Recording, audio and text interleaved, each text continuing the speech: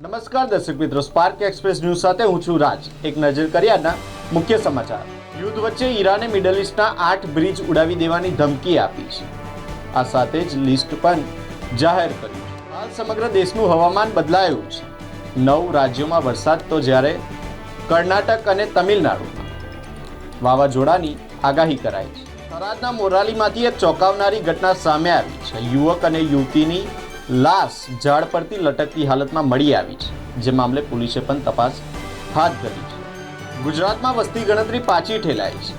આવનારી સ્થાનિક સ્વરાજ્યની ચૂંટણીને ધ્યાનમાં રાખીને સરકાર દ્વારા આ મહત્વનો નિર્ણય લેવાયો છે। કડીના કાસવા ગામે પ્રેમ લગ્નની અદાવતમાં યુવતી પર હુમલો થયાની ઘટના સામે આવી છે। યુવતીના સગા બાપે જ ધોકા તેમજ તલવારથી દીકરી પર હુમલો કર્યો છે। સીએનજીના ભાવમાં વધારો જોવા મળ્યો છે। અદાણી ગેસે સીએનજીના ભાવમાં ₹1.5નો વધારો કર્યો છે। સુરતમાંથી વાલીઓ માટે લાલબત્તી સમાન કિસ્સો સામે આવ્યો છે। ઘરની નજીકની નહેરમાં ખાબકતા આ દીકરીનું કરુણ મોત નીપજ્યું છે। વડોદરામાં ચૂંટણી પહેલા માહોલ ગરમાયો છે। નિઝામપુરામાં પાણી નહીં તો વોટ નહીંના બેનરો સાથે સ્થાનિકોએ વિરોધ કર્યો છે। હાલ દેશ સાથે ગુજરાતનું વાતાવરણ પણ બદલાયું છે। ઘણા જિલ્લાઓમાં વીજળીના કડાકા સાથે ધોધમાર વરસાદ જોવા મળી રહ્યો છે।